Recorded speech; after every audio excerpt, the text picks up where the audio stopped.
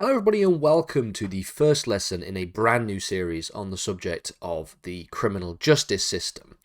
This is going to be an introduction to the criminal justice system in this lesson, as well as looking at the scope of this series of lessons in the future, so the types of things that we're going to be studying, as well as some of the reading and further reading that you can do in accordance with this series of lessons, looking at the kind of resources and the kind of textbooks and written documents and things that has been used to create this series of lessons that you can then dive into in more detail to get a better understanding of this subject. So, like I said, this is the first lesson in a new series on the subject of the criminal justice system. We'll outline the scope of this series as well as looking at citations and further reading, and then we will essentially try and think about the schedule of this series of lessons as well. So this is a lesson, this video is being released in sort of late October or middle of October of 2024, but the series of lessons will be starting officially at the start of the new year in 2025. Although for level 2 members and above, you have access to all of the lessons as soon as they are made, regardless of whether or not they are scheduled to be released in the future. So bear that in mind as well. So let's just take an introduction to the English criminal justice system and think about why it's important to study such an area of law. It's a systematic study of the law, so it's a study of the institutions of the criminal justice system more so than a study of the specific crimes and the elements of criminal liability and all these different kinds of things.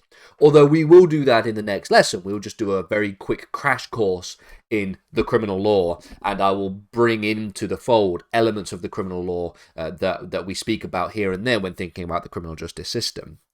But the first question that we can ask, therefore, is what is the criminal justice system? What is the English criminal justice system?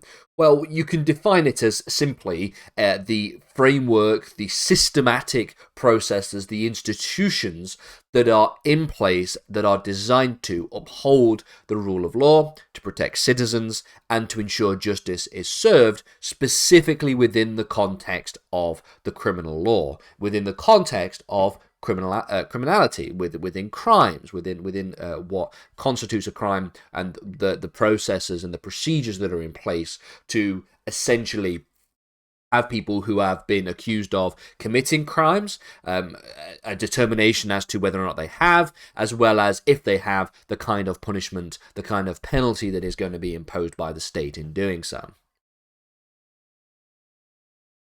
The criminal justice system in England and Wales is comprised of several key components and institutions. And these key components and institutions all work together to investigate crimes. So institutions like the police, for example, prosecute offenders. This is often done through the Crown Prosecution Service. Adjudicate on cases. This is obviously done through the criminal judiciary, the judicial system. And then enforce penalties, which is also done by judges and courts.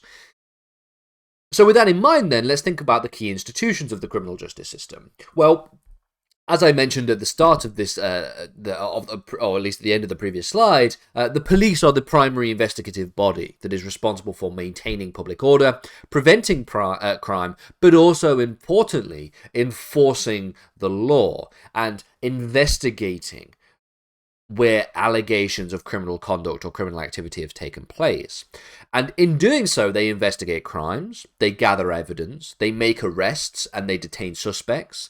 And then on the advice of, and within the sort of general remit of the Crown Prosecution Service, they may offer indictment, they may make a charge, and charge an individual for the particular allegation that they have been arrested for.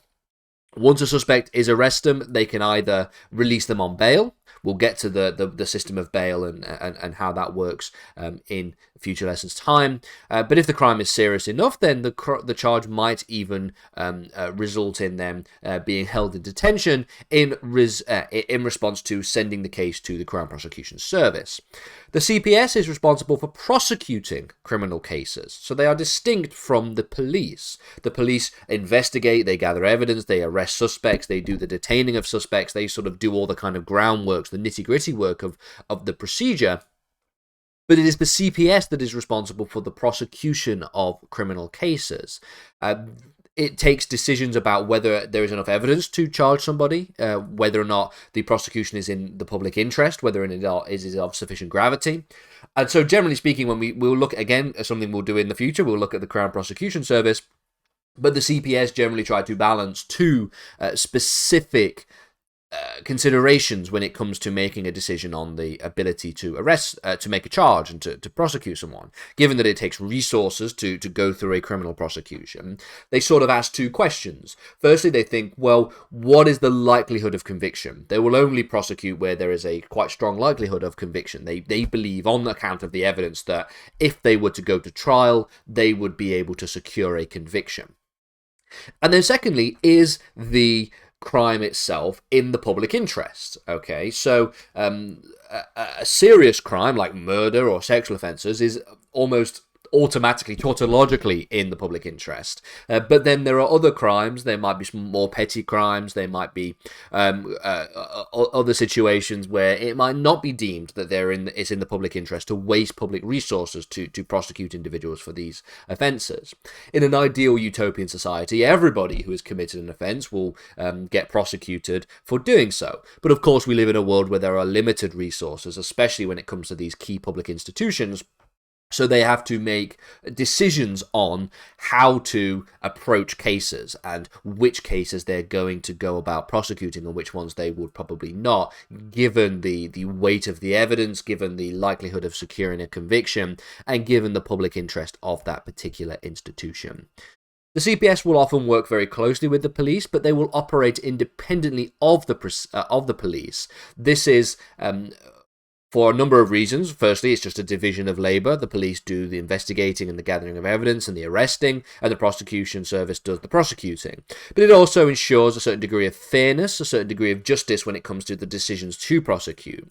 Because if you're a police officer, and trust me, I know a few police officers, they will, in some cases, want to prosecute everybody that they run into, especially particularly unpleasant individuals, particularly people who aren't very nice or are quite abusive in some way. A police officer might say, no, let's arrest that person and throw away the key. But the CPS obviously has to work differently in making sure that they have a rational approach to making prosecutions. When it comes to the court system, the judicial process itself, there are two types of criminal courts in England and Wales. The first is the magistrates' court. Now, the magistrates are sometimes known as the sort of lower courts, and this is where most criminal cases begin.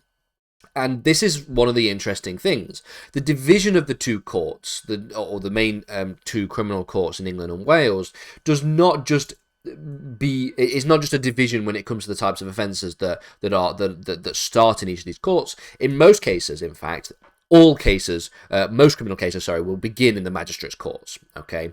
And they will begin and end in the magistrates' court if the offence in question is a minor offence, or sometimes known as a summary offence, which we will get to, as I've mentioned. So things like traffic violations, maybe minor theft under a certain value. When it comes to the more serious cases, sometimes known as indictable offences, they will begin the proceedings at the magistrates' court when it comes to the sort of early stages of the criminal processes. Because in some cases, even in the most serious offences, they might plead guilty, the defendant, and so there is no need for a criminal trial. The magistrates can also impose sentences up to a certain limit, usually around 12 months imprisonment and often fines or restraining orders or other kinds of things like that. And a magistrate is made up of either lay people or lay magistrates or district judges. We'll get to what that means when we look at that in more detail. I'll show you when we look at the scope of this series of lessons, the kinds of things that we're going to be discussing. The second type of criminal court in England and Wales is, of course, the Crown Court. This handles the more serious offences, things like indictable offences, so things like murder, rape and other sexual offences of that kind, robbery, theft of a certain amount. Cases in the Crown Court are usually heard by a judge and by a jury. The jury system, okay? Again, we will get to that when we look at the way in which the jury system operates, and we'll also get to the kinds of penalties that can be imposed, including things like life imprisonment when we look at sentencing. In the Crown Court, judges will preside over trials, they will guide the jury, they interpret law, and they determine sentences. If you are following our lessons sort of alongside this in the future on the law of criminal evidence, which is also going to be releasing in 2025, the start of the new year, you will note that there is, in that lesson, a discussion, or those lessons, should I say, discussion about the different kinds of burdens that exist within the adversarial common law system, the adversarial trial. The different burdens delimit the burdens that are placed on that of the jury versus that of the judge. The judge often has a legal burden. They have to interpret the law. They have to explain the law often to the jury. They have to sort of give what are known as jury directions, essentially, where they come to a conclusion where essentially all that is necessary for the jury is to do their job, which is of course to have the factual burden. They just have to determine whether or not, given the circumstances, the defendant in question did X, Y, Z or whatever. And if they did X, Y, Z, then you must conclude that they are guilty of the offence, or if they didn't, if you believe on account of the evidence that they didn't, then you would plead them, or at least determine them to be not guilty. So that's how the sort of division of burden works when it comes to the adversarial trial. Of course, a judge is often a very legally experienced professional with many years of practice. Lay people, on the other hand, when it comes to magistrates' cases, will often have no formal legal training, but they will sit on panels to hear cases in magistrates' courts. They decide the guilt or not guilt, should I say, not guilt or innocence, but guilt or not guilt, in often summary cases, though more serious cases, as I've mentioned, will be then referred to the Crown Court. So going over this then, let's just think about the scope of this series of lessons. Let's just think about the kinds of things that we're going to be discussing over the series of lessons. So we're going to do an introduction to the criminal justice system first of all, but then what we'll do is spend a little bit more time talking about the structure of the criminal justice system. And this concerns itself more so with things like the different types of offences that exist within the criminal justice system. So we'll talk about the distinction between summary offences and indictable offences. We'll talk about the middle ground offences, which are sometimes known as either way offences, or more formally, they are offences triable either way. We'll talk about the ways in which the procedure operates for summary offences versus indictable offences versus either way triable offences, and that's sort of the way in which we'll think about the structure of the criminal justice system. We will then spend some specific time talking about the lay magistrates, okay? So in conjunction with looking at the structure of the criminal justice system, we're going to look at the magistrates' courts, we'll look at the Crown Courts, but then we will go on to looking at the sort of the people involved in these systems specifically. So the lay magistrates on the one hand, and then when we look at the Crown Court system, the jury trial on the other, the way in which the jury trial works.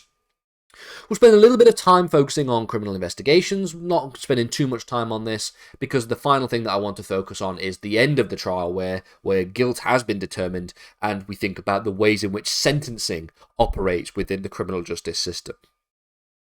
And then finally, let me just go through the citations and further reading for this series of lessons. Now, there are actually very few books and textbooks specifically on the criminal justice system, because it is usually part of the English legal system textbooks. And that's what's essentially happened here. So this is going to be the page that you will see at the end of every single lesson. Essentially, we've taken taken inspiration from the structure of these various textbooks. Also taken a little bit of inspiration from the A-level syllabus for A-level law as well, because that sort of structures it in a nice neat way. The first two pieces of reading here are not necessarily looking entirely at the criminal justice system, the way in which the system works and operates, but looking at criminal justice more broadly. And so that can be valuable to a person who is examining criminal justice, not just through the institution or system, which is what these lessons are about, but also looking at criminal law and criminal justice and the nature of criminal justice more broadly, and sort of criminology more broadly. So that's what the first two, the sort of Gibson, Joyce, and Laverick books operate for. If you want to know more more about the actual structural processes, then I would recommend any book on the English legal system, but the one that that has been most valuable, at least to making these lessons, is Gillespie's and Weare's new 9th edition on the English legal system, specifically pages 421 to 570. That big chunk of text there concerns itself with just the criminal justice system and how the criminal justice system works. So really any of this is good citation and further reading. Where there are additional pieces of reading and further reading at the end of a specific lesson, I'll add that at the bottom here for that particular lesson. But for in general, these are the sort of 3 readings that we rely on in this series. So with all that in mind, I hope you enjoyed this lesson. I hope you will come back and enjoy the rest of this series of lessons. I've enjoyed making them so far. They will begin, like I said, in the start of the new year, in 2025, along with a number of other lessons and a number of other video series that we're doing. For those of you who are level 2 or above members, you will have access to all of these lessons early anyway, along with the sort of 150 or so lessons that are already on the Law Academy sort of catalogue. So I hope you enjoy those lessons as and when they are released, and I'll see everybody in the next lesson in the new year.